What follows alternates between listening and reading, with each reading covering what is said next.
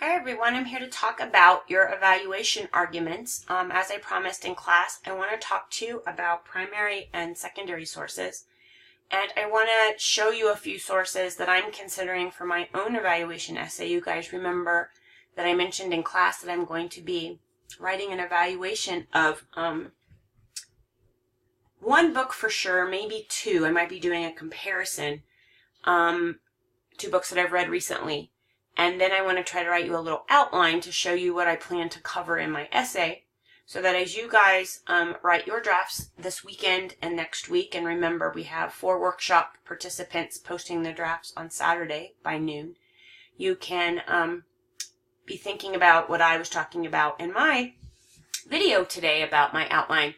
But remember also that I recommend you check out in chapter 10 those 2 blue pages that take you through the writing process for this kind of essay. And I think if you use those, you'll recall we use some of the steps in class, and in the homework post on the news page in D2L, I remind you to use some of the other steps to help you to develop your introduction and your body paragraphs. So let's talk about primary sources and secondary sources first. I want to define them. So for the evaluation essay, your primary source is the object or the thing that you're evaluating. So for me, it's my book, or my 2 books. For some of you, it is an album. A lot of you are comparing albums from early in an artist's career and then later in an artist's career. You might be evaluating songs, individual songs from those albums, individual tracks. You might be evaluating, some of you said something about social media. I recall somebody talking about evaluating reasons for divorce. So the object that you are evaluating is your primary source. And obviously for the books and the albums and the songs and maybe the social media, if there are example posts that people make that you'll be using in your evaluation essay, it seems pretty clear that that's the object you're evaluating. But for a topic like divorce, or a topic like jail practices in the United States that we read about in the example essay in the textbook, it seems less like an object, right? It's more the topic. It's more the issue. It's more the controversy that surrounds the topic that you've chosen, but it's still the thing that you're evaluating.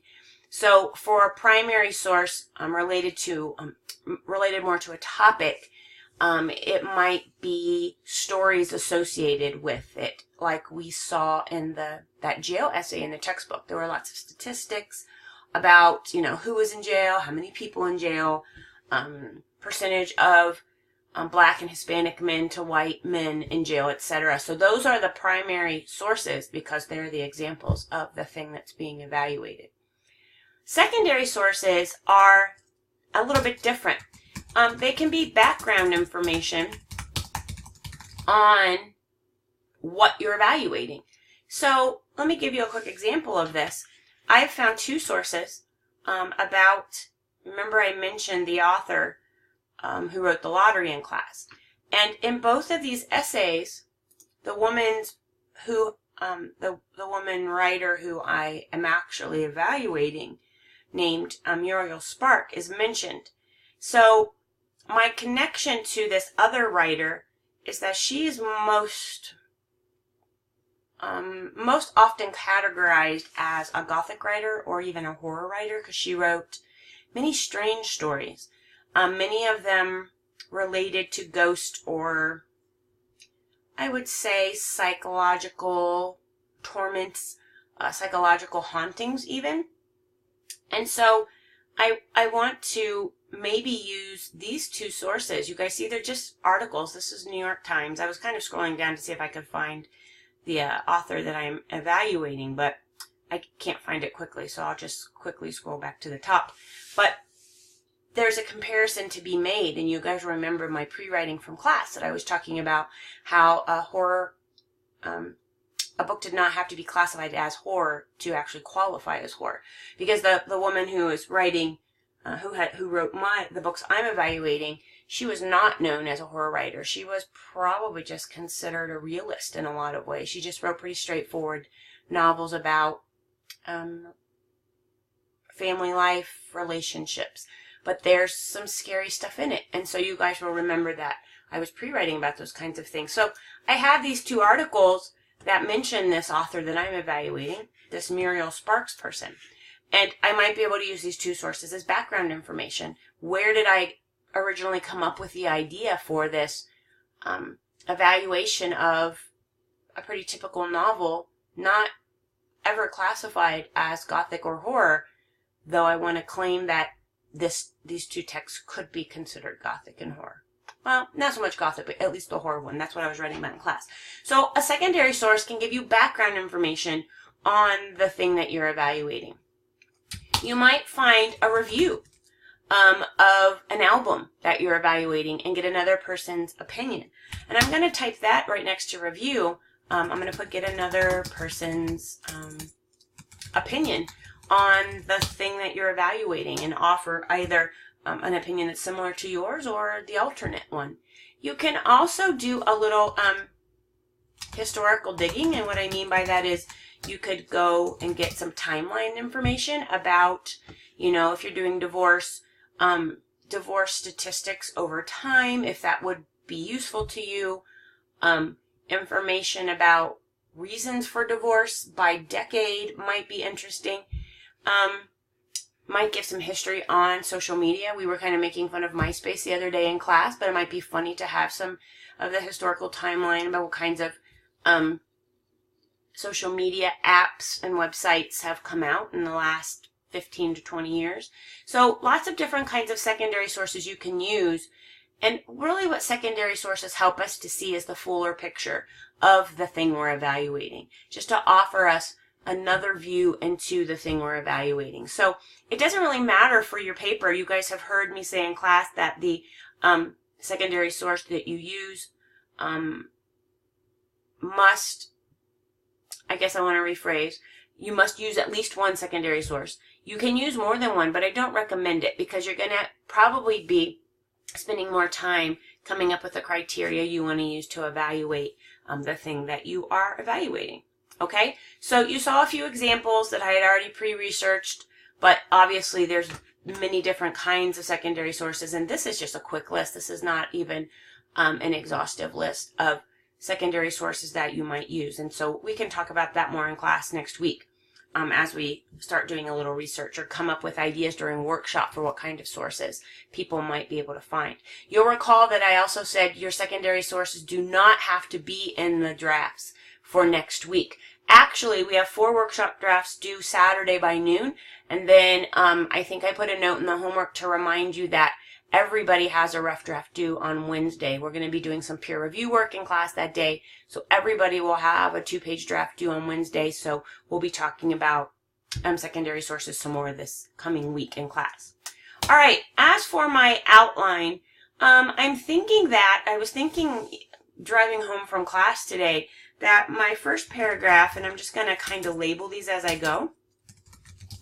My first paragraph, I think I do want to use my secondary source that sort of planted the seed for my idea, for my evaluation argument. So I'm going to put here, use secondary source in the introduction to show where my idea came from.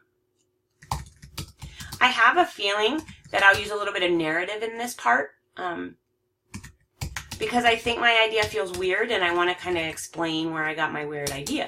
And so I want to use the source to demonstrate that. And that way I'll get that right out of the way.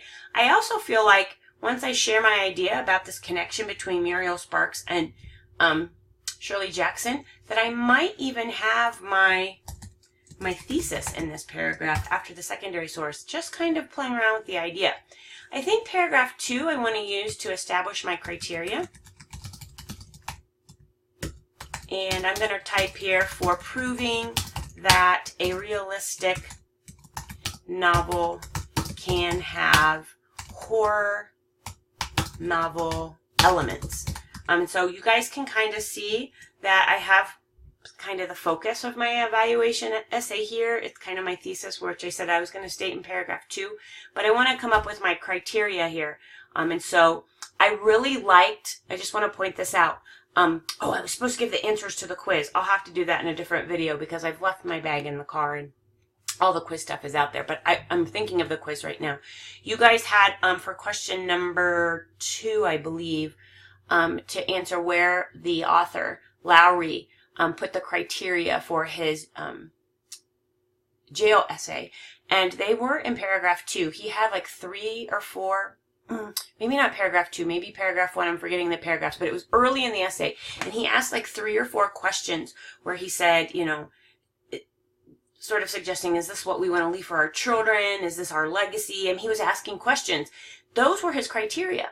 And he used those questions, posed as questions to go through all the information that he gave us. It's a really kind of cool thing. And I want to borrow that idea.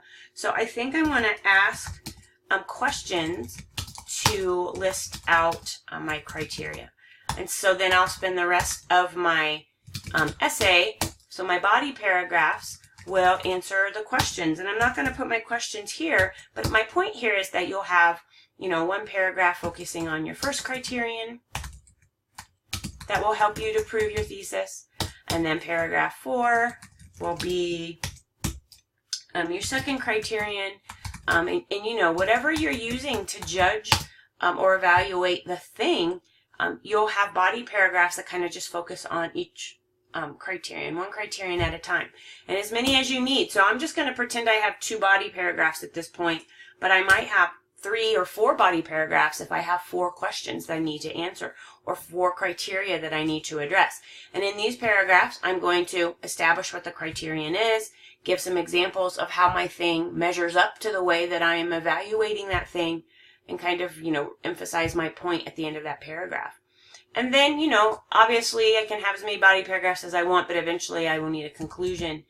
And I'll probably just be stressing my point that we are too apt to categorize things, kind of stuff things into boxes, you know, and label things as something specific, when in fact lots of the things that we read, lots of the music we listen to, they kind of cross boundaries, you know. They're not just categorized as one thing.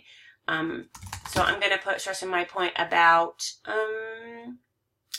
getting rid of categories and kind of looking at the base element of horror, which is fear. We all have primal fear, and as long as that fear is present, that's something I can probably put in my introduction paragraphs as well. As long as that fear is present in any text, then on some level it's still working as horror.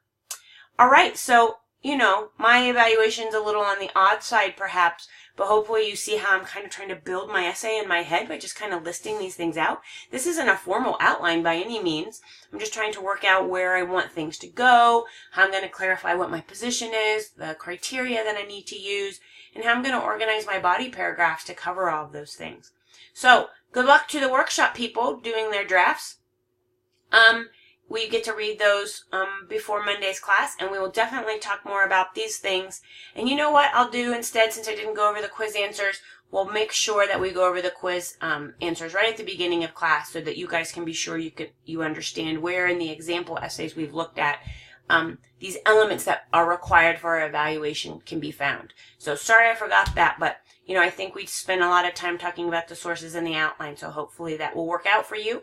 Again, read anything in Chapter 10 to help you with your draft, and I'll see you guys next week in class.